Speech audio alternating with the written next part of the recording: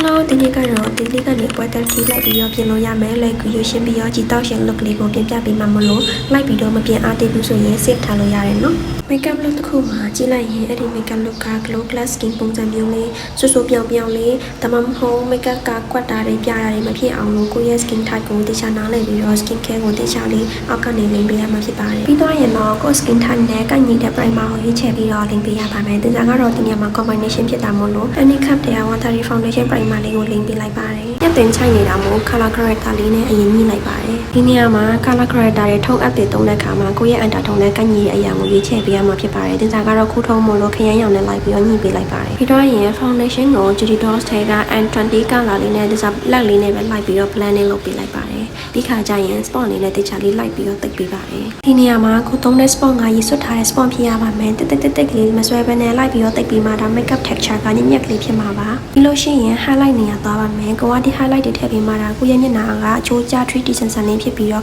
့မီးတွေထိုးလာတဲ့အခါကျရင်လင်းတဲ့နေရာနဲ့မောင်တဲ့နေရာမောင်လေးဖြစ်နေမှာပါ highlight တွေ control တွေမချတတ်သေးဘူးဆိုရင်တင်စားချတဲ့တန်းလိုက်ပြီးတော့ချကြည့်လို့ရပါတယ်တခုရှိတာကတခြားလေး blending လုပ်ပေးဖို့လည်းလိုအပ်ပါတယ်တို့က blending လုပ်တဲ့အခါကျရင်လည်းမဆွဲဘဲနဲ့တိတ်ကလေးလိုက်ပြီးတော့ blending လုပ်ပေးရမှာဖြစ်ပါတယ် control ချတာကကြတော့တယောက်နဲ့တယောက် face shape ချင်းမတူရမို့လို့တကယ်လို့ jaw line တွေဘက်ကိုဆိုရင်တခြားက square ဖြစ်တာမို့လို့ချခဲ့တာပါ oval shape ဆိုရင်မချခဲ့လည်းရပါတယ် blusher ကိုလည်းကိုယ့်ရဲ့ under tone နဲ့ကိုက်ညီတဲ့အရာလေးကိုရွေးချယ်ပြီးတော့ချခဲ့လို့ရပါတယ်ဒီနေရာမှာတခြားကတော့ glow တဲ့ပုံစံမျိုးလေးသွားချင်လို့ cream ဒါမှမဟုတ် liquid တစ်ခုခုနဲ့သွားခဲ့ပါတယ်ပြီးတော့ရင် spot ဒါမှမဟုတ် brush တစ်ခုခုနဲ့ blending လုပ်ပေးလို့ရပါတယ် blusher တွေလိမ့်တဲ့အခါကျရင်မျက်စံအလက်တက်ကိုတိုင်းပြီးတော့အရှိဘက်ကိုကြော်ခဲ့လို့မရပါဘူးအဲ့နာကြော်ခဲ့ရဆိုရင်မျက်နှာတစ်ခုလုံးကနီရ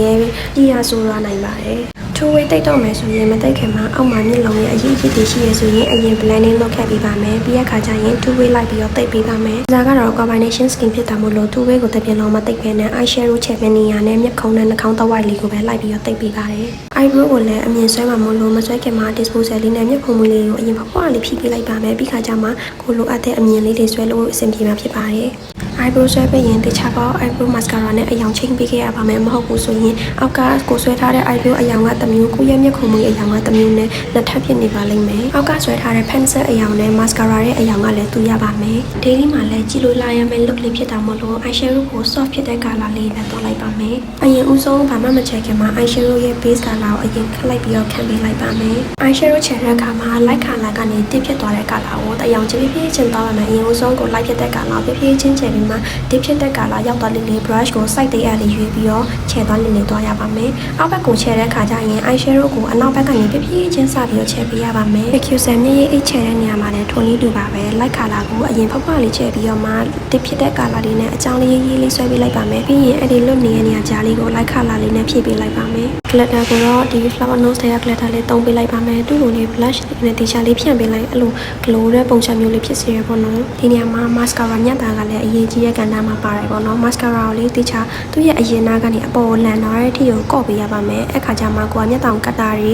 ပြီးရင်အပူပေးတာတွေမျက်တောင်သူ့ရဲ့ကတ်တဲ့ခါကျရင်လက်ကိုပြီးတော့ကိုယ့်ရဲ့မျက်တောင်သူ့ကဖြားလေးဖြစ်နေမှာဖြစ်ပါတယ်ကိုကတေချာကော့ထားတဲ့မျက်တောင်လေးကိုပြန်ပြီးတော့မကြချင်ဘူးဆိုရင်အပူပေးဆက်လေးသုံးရပါမယ်အပူပေးဆက်လေးနဲ့တေချာလေးလောက်ထားနိုင်မှအဲ့ဒီမျက်တောင်ကကော့ထားတာပြန်ပြီးတော့မကြမှာဖြစ်ပါတယ်ပြီးတော့ရင်တော့မျက်တောင်သူ့ကပ်ဖို့တဲ့ water line လေးလိုက်ပြီးတော့ဆွဲပေးပါမယ် water line ကနေလိုက်ပြီးတော့လေ liner တစ်ခါတည်းထုတ်ထားတာကကြည့်လိုက်ရင်အဲ့လိုမျိုး 3D ဆန်ဆန်ပုံစံမျိုးလေးရတယ်ပေါ့နော် liner ဆွဲတဲ့ခါကျရင်ဟိုအပေါ်ကနေဆွဲတာမျိုးမဟုတ်ဘဲနဲ့ဒီ water line ထဲကနေဆွဲထုတ်သွားတဲ့ပုံစံမျိုးလေးဆွဲရပါမယ်တတရက်လေးဖြစ်အောင်လို့ eyebrow pencil လေးနဲ့လိုက်ပြီးတော့မီးလေးထုတ်ပေးလိုက်ပါတယ်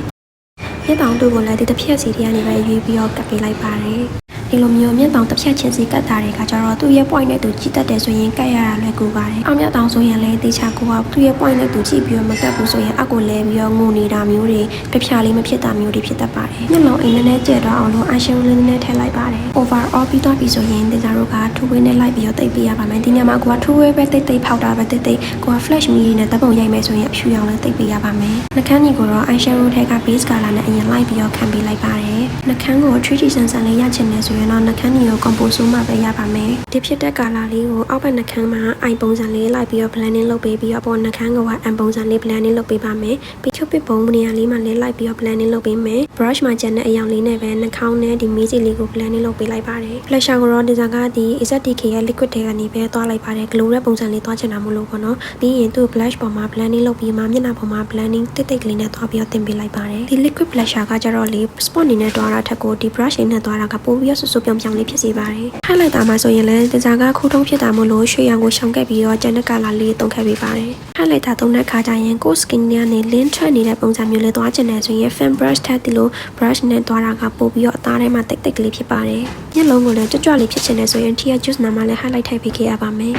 ပြီးတော့ရင်တော့ highlight နဲ့ control ထပ်ပြီးတော့လိုအပ်သေးရဆိုရင် cake လေးနဲ့လိုက်ပြီးတော့ဖြည့်ပေးလို့ရပါတယ်ဒီဇာကတော့စောစောကအောက်မှာ stick နဲ့တခါတည်းဖြည့်ခဲ့ပေးတာမို့လို့အပေါ်ကနေတသားလေးလိုက်ပေးလိုက်ရုံနဲ့ရပါတယ်ဒီနေရာမှာမျက်သွင်းချိုင်းတက်တဲ့လူတွေဆိုရင်ဒီနားလေးမှာ highlight လေးဖြည့်ပေးခဲ့ပါနော်ပြီးတော့ရင်တော့ lip gloss လေးတင်ပါမယ် lip gloss လေးတင်တဲ့အခါမှာတပြင်လုံးမတင်မဲ့နဲ့ဒီနှာခမ်းရက်ထိတ်နဲ့အပေါ်နားလေးထိတ်နားလေးမှာတင်ပြီးတော့ brush လေးနဲ့ blending လုပ်ပေးလိုက်ပါမယ်အားလုံးပြီးတော့ပြီဆိုရင်တော့ဖြည့် glow glass skin လေးရချင်တယ်ဆိုရင်ဒီလို illuminating ပါတဲ့ setting spray လေးသုံးပြီးတော့ဖြန့်ပေးခဲ့လို့ရပါတယ်အဆုံးထိလေးလာ tissue ပေးကြတဲ့တယောက်ချင်းစီတိုင်းအတွက်ကျေးဇူးတင်ပါတယ်။နောက်အပတ်ဒီမှာလည်းအပတ်စဉ် makeup tutorial လေးတွေကိုသင်ပေးမှဖြစ်တာမို့လို့နောက် vlog မှာပြန်ပြီးတော့တွေ့ကြမယ်။ Bye bye နောက်ထပ် makeup sharing vlog တွေသင်ပေးမှမလို့ like and follow လေးလုပ်ပေးခဲ့ပါဦးနော်။